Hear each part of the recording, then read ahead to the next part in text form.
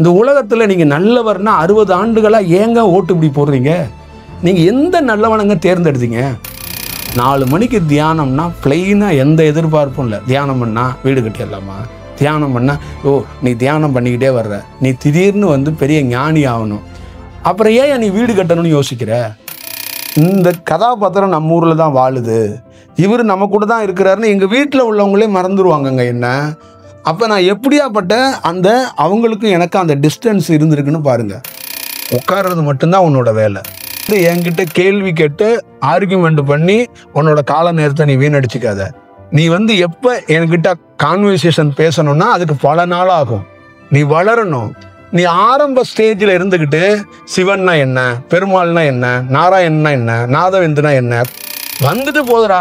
இறைவனை பார்க்கறதுக்கு அந்த மலையை அடையிறதுக்காக செத்தனா செத்துட்டு போகிறோம், இறைவனுக்காக சாவோம் அப்படின்னு நீ போன. அது மட்டும்தான் உன்னோட இலக்காக இருக்கணும். தியானத்துக்கு அடிப்படை தகுதி எதுனா முட்டாளாக இருக்கணும்னு சொன்னேன். அதில் நிறைய செயல் இருக்குது. ஒவ்வொரு தனி மனிதனுக்கும் சாதாரணமாக கடவுளை அடைய முடியும்னா இன்றைக்கி எத்தனையோ லட்சம் பேர், கோடி பேர் அடைஞ்சிருப்பானே. தடுத்து ஆட்கொள்றது எப்படி பண்ணுறான்னா, அவனுக்கு ஒரு நோயை கொடுக்குறான். அவன் என்ன பண்ணுறான், அந்த நோய்க்கு அவனாச்சும் உடல் பயத்தில் இறைவனை தேடி வர்றான், ஞானியை தேடி வர்றான். புரியுதுங்களா? இந்த பிரபஞ்சத்தில் கண்டுபிடிக்கிறது ஒரு ஞானியே கண்டுபிடிக்க முடியாமல் திணறாங்க. அப்போ அவனே என்ன பண்ணுறான், ஒரு இடத்துல அப்படியே விட்டுறான்.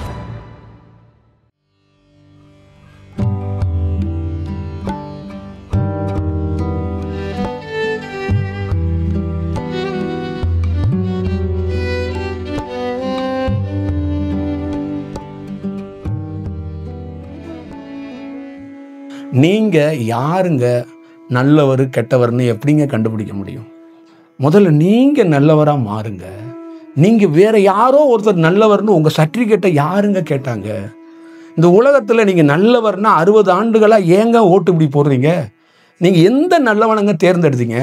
ஒரே ஒரு நல்லவனை நீங்கள் தேர்ந்தெடுத்தீங்க. நான் இவனை நல்லவன்னு காட்டிட்டேன் அடையாளம்னு நீங்கள் யாராவது சொல்ல முடியுமா? சொல்லுங்கள். நீங்கள் எத்தனை நல்லவனை தேர்ந்தெடுத்திருக்கீங்க இன்ன வரைக்கும் உலகத்தில்? சொல்லுங்க. எவனையாவது ஒருத்தனை சொல்லுங்க. அப்படிலாம் பண்ண முடியாது உங்களால். அப்போ நீங்கள் இதெல்லாம் பார்த்துக்கணும். உங்களால் தேர்ந்தெடுக்க முடியாது. அப்போ நீங்கள் உங்களுடைய செயல்பாடுகள்லேருந்து நீங்கள் மாறணும். நீங்கள் முதல்ல நல்லவனாக இருக்கிறதுக்கு ஒரு வாய்ப்பு என்னன்னா, 4 மணிக்கு தியானம்னா பிளெயினாக எந்த எதிர்பார்ப்பும் இல்லை. தியானம் பண்ணால் வீடு கட்டிடலாமா? தியானம் பண்ணால் ரோடு போட்டுடலாமா? தியானம் பண்ணால் நீ தியானம் பண்ணிக்கிட்டே வர்ற, நீ திடீர்னு வந்து பெரிய ஞானி ஆகணும், அப்புறம் ஏன் நீ வீடு கட்டணும்னு யோசிக்கிற? நீ வந்து பார்த்தாவே வீடாக உருவாகும் அது. அப்போ நீ என்ன பண்ணணும்னா, நீ ஆரம்ப காலத்தில் ஆரம்ப கல்வியிலேருந்து நான் டாக்டர் ஆயிடுவேன்னு கத்திக்கிட்டு இருந்தால் பைத்தியம் ஆயிடுவையா?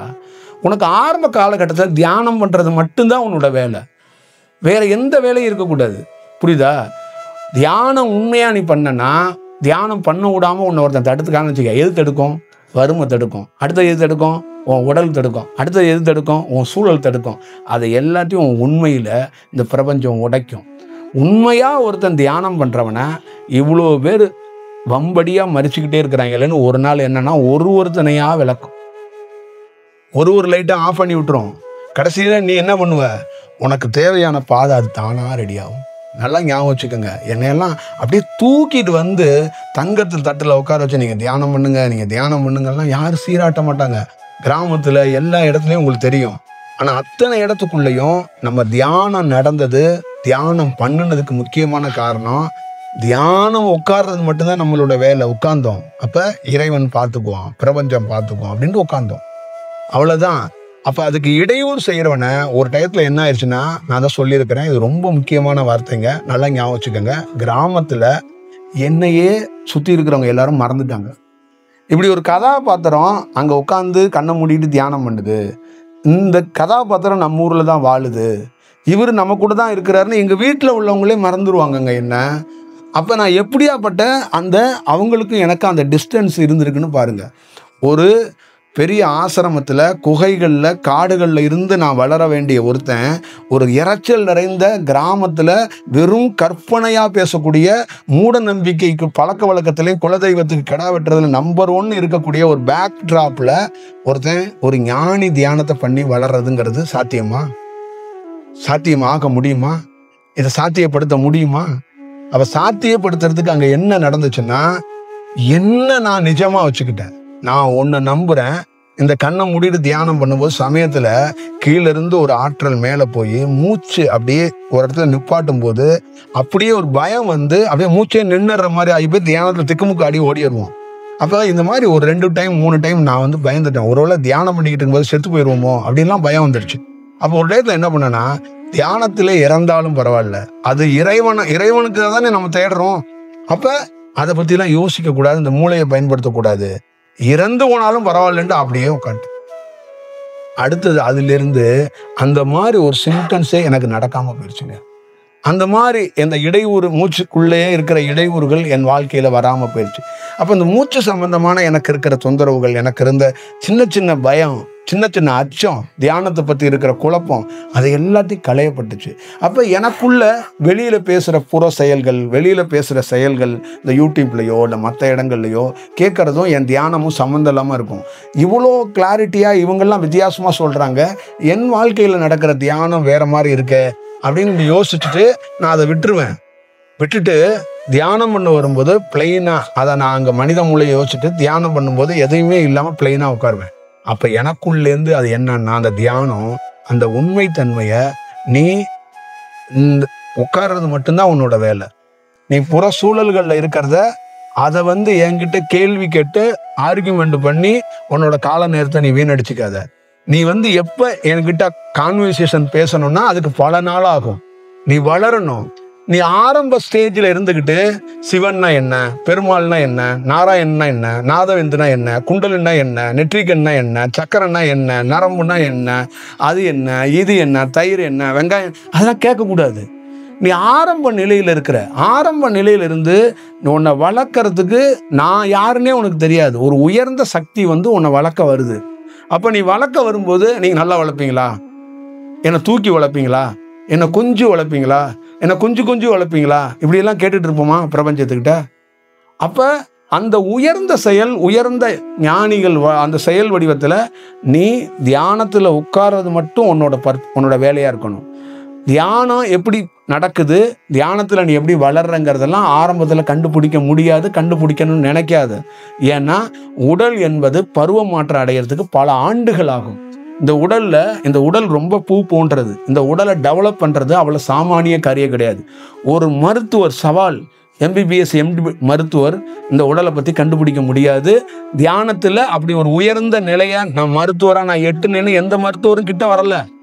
அது எந்த மருத்துவரும் ஆய்வு பண்ணல. ஏன்னா அந்த ரிஸ்கை நான் எடுக்க தயாராக கிடையாது. அதையா நான் எடுக்கணும் அப்படிதான் ஒவ்வொரு டாக்டரும் நினைக்கிறான். அதையா நான் செய்யணும் அப்படிதான் ஒவ்வொரு இன்ஜினியரும் ஒவ்வொரு விஞ்ஞானியும் நினைக்கிறாங்க. ஆனால் அப்படியாப்பட்ட ஒரு செயலுக்கு பாதுகாப்பு என்னன்னா, ஒரு ப்ரொஃபஷனல் தியானம் தெரிஞ்சவன் சூட்சமத்தில் இந்த உடலையும் இந்த செயலையும் வழி நடத்துவான், பாதுகாப்பான். ஆனால் அங்கே நாம் வந்து சந்தேக கண்ணோட இது இப்படித்தானா, அது அப்படித்தானா அப்படின்னு வந்து செயல்பட்டு நாம் கேள்வி கிராஸெல்லாம் செய்யக்கூடாது. ஒரு நம்பகத்தன்மைங்கிறது ஒரு பிளைனாக இருக்கும். ஒரு காட்டுக்குள்ளே போகிறீங்க, எவனுமே கிடையாது, அந்த மலை அடையணும், அவ்வளோதான். இறைவன் அந்த இடத்துக்கு கூட்டிகிட்டு போகிறதுக்கு வாய்ப்பு கொடுப்பான். அப்போ புலி வருமா, கரடி வருமா, நாய் வருமா, ஓனா வருமா, அதெல்லாம் அப்படி யோசிச்சிங்கன்னா ஒன்று வந்துடும். வந்துட்டு போதுடா. இறைவனை பார்க்கறதுக்கு அந்த மலை அடையிறதுக்காக செத்துட்டு போகிறோம், இறைவனுக்காக சாவோம் அப்படின்னு நீ போகணும். அது மட்டும்தான் உன்னோட இலக்காக இருக்கணும். அதை விட்டுட்டு நீ கற்பனையில் இப்படி யோசிச்சுன்னா அங்கே நீ மிஸ் ஆகிடுவ. இதுதான் மக்கள்கிட்ட இருக்கு. அப்போ இந்த மாதிரி நான் எத்தனை விஷயங்கள் ட்ரை பண்ணி சொன்னாலும் அவங்கக்கிட்ட என்னன்னா, அவங்க மூளையை பயன்படுத்தி அவங்க வேற ஆங்கிலேருந்து யோசிக்கிறாங்க. நான் சொல்கிற பாயிண்ட்லேருந்து அவங்க யோசிக்கிறதே கிடையாது. நான் சொல்கிற பாயிண்ட்லேருந்து யோசிச்சுருந்தாங்கன்னா அவங்க நிறைய நேரம் நிறைய நாட்களை விரயமாக்காமல் நல்லது செஞ்சுருவாங்க. நான் ஆரம்பத்தில் சொன்னேன், தியானத்துக்கு அடிப்படை தகுதி எதுனா முட்டாளாக இருக்கணும்னு சொன்னேன். அந்த முட்டாளுங்கிறதுக்கு செயல் என்ன பொருள் என்னன்னா, மனித செயலை, மனித தன்மையை யூஸ் பண்ணக்கூடாது, உன் மூளையை பயன்படுத்தாத, சந்தேகப்படாத. சந்தேக கண்ணெல்லாம் நீ உன் வீட்டில் வச்சுக்க.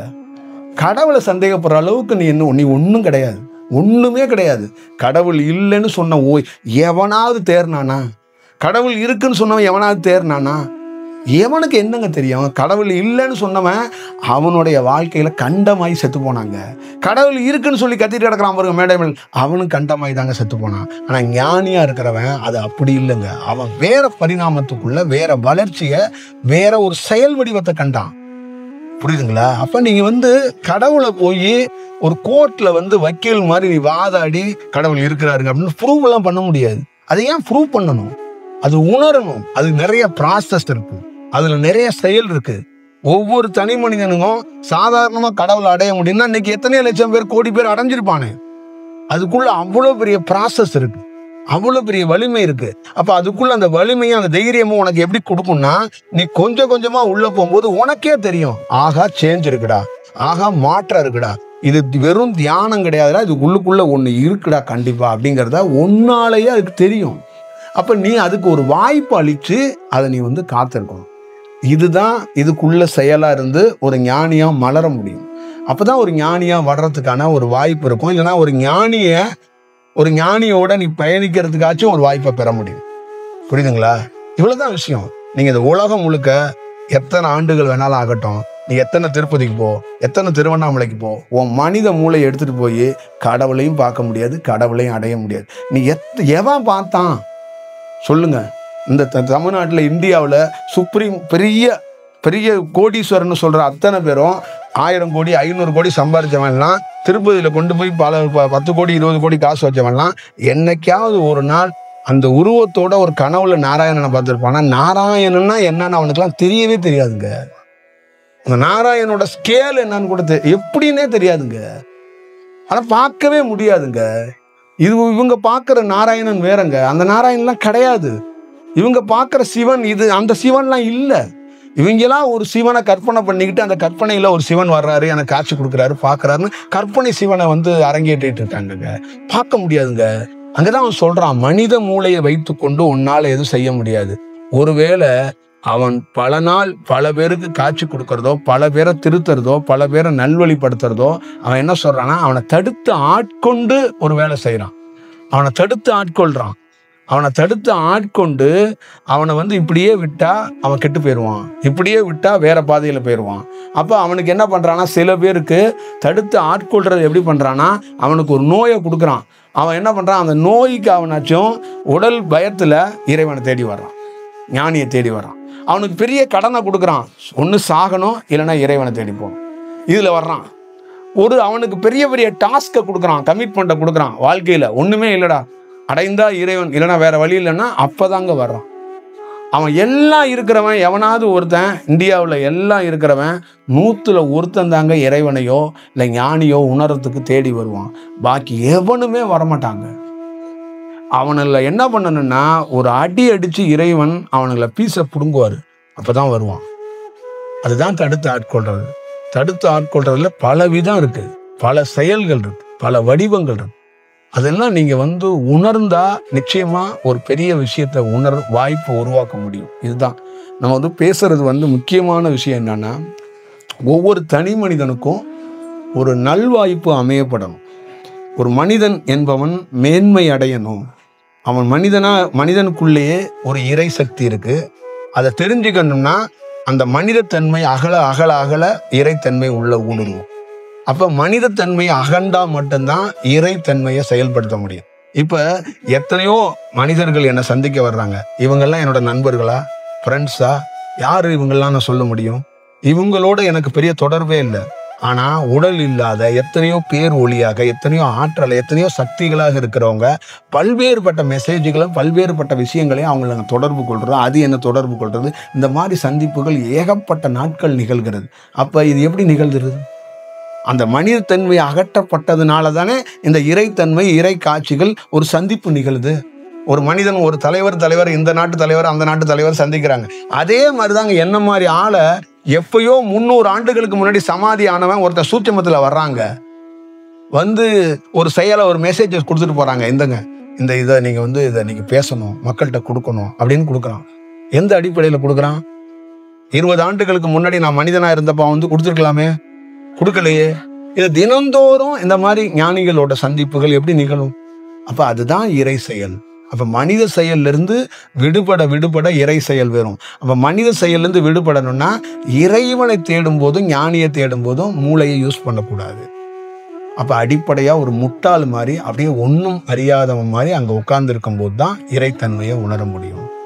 இறைவன்கிட்ட போய் கேள்வி கேட்கறது, இறைவனை பத்தி சந்தேகப்படுறது, இதெல்லாம் தேவையற்ற வேலை, தேவையற்ற செயல். இந்த குழப்பி குழப்பி குழப்பி குழப்பி எதையும் கண்டுபிடிச்சது கிடையாதுங்க, கண்டுபிடிக்கவும் முடியாதுங்க. புரியுதுங்களா? இந்த பிரபஞ்சத்துல கண்டுபிடிக்கிறது ஒரு ஞானியே கண்டுபிடிக்க முடியாம திணறாங்க. அப்ப அவனே என்ன பண்றான், ஒரு இடத்துல அப்படியே விட்டுறான். அப்ப இயல்பா அது நிகழுது. அவனே இந்த அதை பார்க்கணும் இதை பார்க்கணும் அப்படின்னு எங்கேயாவது ஒரு இடத்துல இருக்கும்போது கூட ஒரு இடத்துல அதெல்லாம் தூக்கி போட்டுறான். அவ தூக்கி போடும்போது அது இயல்பாக நிகழ்கிறது. நாங்கெல்லாம் கிரியேட் பண்ணா ஒரு வேலை நடக்காது. அந்த தூக்கி போட்டுட்டு இயல்பா நிற்கும் போது எல்லாம் தானா நிகழுது. அப்ப இதுக்கு பிரபஞ்சங்கிறது இறைவன்கிறது என்னன்னு கேட்டீங்கன்னா தானா நிகழணும். இதான் விஷயம். இப்ப எனக்கெல்லாம் கற்றுக் கொடுத்தது என்கிட்ட என்ன விஷயம்னா, என்கிட்டேருந்து ஒரு விஷயம் தானா ஒருத்தருக்கு கிடைக்கணும். நான் கொடுக்க கூடாது. நான் தூக்கி அப்படி கொடுக்குற மாதிரி ஒரு செயல் இருக்கிறது வேற. ஆனா அதுவா யாருக்கு என்ன கிடைக்கப்படணுமோ அது போய் கிடைக்கணும். அது இயல்பாகவே அது வெளியே அது ஒரு பணி நடக்கணும். இப்படித்தான் பூமி சுழலுது, இப்படித்தான் சூரியன் இருக்கு, இப்படித்தான் சந்திரன் இருக்கு, இப்படித்தான் கோள்கள், எல்லா கோள்களும் இப்படித்தான் சுழற்சி இருக்கு. அப்ப இயல்பா ஒரு குழந்தை பிறக்குது, ஒரு குழந்தை இறக்குது. அப்ப பிறக்கிற குழந்தைக்கு சூரியனோட தன்மை, சந்திரனோட தன்மை, ராகுவோட தன்மை, கேதுவோட தன்மை, சுக்கிரனோட தன்மை, எல்லா தன்மையும் இயல்பா கிடைக்குது. அவங்க தாய் என் குழந்தை பிறந்துட்டு சுக்ரா எனக்கு தன்மையை கொடுன்னு கேக்குதா என்ன? அப்ப சுக்கிரன் நீ பிறந்து விட்டியா, உனக்கு நான் ஆசீர்வாதம் பண்றேன்னா அது இயல்பாகவே அந்த ரேடியேஷன்ல இங்க பிறக்கப்படுற அந்த என்னென்ன உயிர் துளி, என்னென்ன உயிர் பிறக்குதோ அதுல முசல் பிறக்கலாம், ஒரு குருவி பிறக்கலாம், ஒரு காக்கா பிறக்கலாம், ஒரு மரம் தாவரம் கூட பிறக்கலாம். அதுக்கும் இந்த சுக்கிரனுடைய ரேடியேஷன் போகணும்னா அப்படியே போகும். இப்படித்தான் இருக்கு. அப்ப இயல்பாகவே இங்க இருக்கிற தாவரங்கள்ல இருந்து இங்க இருக்கிற உயிர் துளிகளுக்கு ஒரு ரேடியேஷன் அப்படியே ஃபார்ம் ஆகி போகுது. ஒரு மரத்துக்கு ஆயில் உண்டு, ஒரு நதிக்கு ஆயில் உண்டு, ஒரு நதியோட கரைக்கு ஆயில் உண்டு, ஒரு மரத்துக்கு ஆயில் உண்டு, ஒரு பழத்துக்கு ஆயில் உண்டு, எல்லாத்துக்கும் ஆயுள் காலம் உண்டு. எதுக்கும் ஆயுள் காலம் இல்லாம, எதுக்கும் மரணம் இல்லாம கிடையாது. அந்த மரணத்தை வெல்லணும்னா அதுக்கு சில விஷயத்த இறைவன் அதுக்கு ஒரு வழிமுறையை காட்டி கொடுக்குறான். அது இயல்பா அது நிகழும். அந்த இயல்பு அப்படிங்கிறதுக்கு என்னன்னா, நீ எதுவும் இல்லாம இது எப்படி இயங்குது இந்த அண்ட சராசரங்கிறத ஒருத்தன் இப்படி நின்று மூணாவது மனிதனா பார்வையாளனா தெரியறதாங்க இயல்பு. அண்ட சராசரம் இயங்குறத ஒரு பார்வையாளனா அப்படி பார்க்கும்போது இவ்வளவு இயங்குதா, இவ்வளோ விஷயம் கிடைக்குதான்னு பார்க்கணும். இதுதான் இயல்பு. அப்போ ஒரு நாள் உங்களால உங்க குடும்பத்தில் உள்ளவங்களுக்கு எந்த பொருளும் வாங்கி கொடுக்காம அந்த பொருள் தானா வருதா இல்லை நம்மளால தான் வருதான்னு தூரத்தில் நின்று பார்க்கணும். இதை பார்க்க கற்றுக்கிட்டீங்கன்னா அது ஒரு நாள் எப்படிங்கிறது உங்களுக்கு எல்லாமே கொஞ்சம் கொஞ்சமாக தெரியும். இதுதான் இயல்பு, இதுதான் விஷயம். இதை உங்களால் யோசிக்க கூட முடியாது. நீங்கள் ஒரு ஃபோன் பண்ணி ஒருத்தரை வேலை வாங்குறேன் அப்படி இப்படின்னு நினைக்கிறீங்க. நீங்கள் வேலை வாங்காமையே ஒரு வேலை நடக்கும். அதுதான் இயல்பு. அது நடக்கும். அதுதான் அந்த செயல் வடிவம். இங்கே எல்லாம் இயங்கும், இங்கே எல்லாம் நடக்கும். எத்தனையோ நம்ம வீட்டில் உங்கள் முன்னோர்கள் எத்தனையோ பேர் செத்து போயிட்டாங்க. உங்கள் ஊர் இயங்கலையா, உங்கள் வீடு இயங்கலையா, நீங்கள் சோறு திங்கலையா, நீங்கள் சாப்பிடலையா, நீங்கள் என்ன செய்யலை, எல்லாம் செய்கிறீங்க. என்னைக்காவது ஒரு நாள் அவங்க ஞாபகம் வந்தால் கொஞ்சம் அழுதுக்கிறீங்க. அப்ப அவன் செத்துட்டான்ல, தடை பெறணும்ல. தமிழ்நாட்டோட முன்னாள் முதலமைச்சர் செத்துட்டாங்க. தமிழ்நாட்டுல எல்லா பேருமே தமிழ்நாடே சமைச்சு போச்சா இல்ல தமிழ்நாடு செத்து போச்சா? இந்தியாவில் எத்தனையோ பிரதமர் செத்து போனாங்க. இந்தியா செத்து போச்சா? இந்தியா இயங்கிட்டு தானே இருக்கு. அப்ப அடுத்த ஸ்டெப்ல இன்னொருத்தன் நிக்கிறான்ல, அடுத்த ஒருத்தன் வர்றான்ல. அப்ப அந்த இயல்பு எப்படி இயங்கப்படுது, எப்படி கிடைக்கப்படுது, எப்படி செயல்படப்படுது? நல்லா ஞாபகிச்சுக்கோங்க. ஒரு அரசாங்கம் ஒரு தனி மனிதனுக்கு உதவலைனாலும் ஒரு தனி மனிதன் இங்க ஜெயிப்பாங்க, சாதிப்பாங்க. புரியுதுங்களா? அரசாங்கம் தான் ஒருத்தனை தூக்கியாந்து காப்பாத்துதுங்கிறதெல்லாம் அது வேற, அது செயல் வடிவம் வேற. ஒரு இயல்பாகவே ஒரு செயல் அப்படி நிகழும். இங்க அந்த மாதிரிதான் பிரபஞ்சங்கிறது, அந்த செயல் வடிவங்கிறது. அதுதான் ஒரு குகையில போய் நான் உட்கார்றேங்க. நல்லா ஞாபகிச்சுக்கோங்க. ஒரு குகையில உட்கார்றேன். அந்த குகைக்குள்ள எந்த உருவம் கிடையாதுங்க. ஒரு பாதை மாதிரி இருக்கு. உள்ள போய் உட்கார்றேன். அந்த குகையில எவனுமே இல்லை. அங்கிருந்து அப்படியே ஒரு இயல்பா ஒரு அப்படியே ஒரு அலைவரிசை வருதுங்க. அது அப்படியே காற்ற மூக்குக்குள்ளேயோ தலைவாசல்லையோ உள்ள போகுது. அப்படியே நான் என்னை மறந்து மெய் செலுத்து ஏதோ ஒரு அப்படியே தன்னை ஆர்ப்பரிச்சு அப்படியே உட்காந்துடுறேன். இது எப்படிங்க நிகழ்து? அங்க எவனுமே இல்லை. இதாங்க இயல்பு. அப்ப நான் என்ன பண்ணேன்? நான் தியானம் பண்ணலைங்க. மூன்றாவது மனிதனாக இயல்பாக என்னை வச்சுக்கொண்டு அங்கிருந்து வர்ற அந்த அதை ரிசீவ் பண்றது மட்டும்தான் எனக்கு வேலை. நான் ஒரு மானிட்டர், அதை ரிசீவ் பண்றேன், அதை பார்க்கிறேன். ஒரு பார்வையாளனா நீ பாரு, உன் தியானத்தை நீ பாரு. நீ தியானம் பண்ணாத, தியானத்தை பாரு ஒரு பார்வையாளனா. அதனாலதான் சுவாசத்தை கவனி. நீ தியானம் பண்ணி சுவாசத்தை மூச்சை நீ எதையும் சாதிச்சிட முடியாது. மேலையும் கீழையும் ஓட்டி ஓட்டி நீ சாதிக்க முடியாது. ஒரு பார்வையாளனா நீ பாரு, அப்படி இரு. அதான் இயல்பு.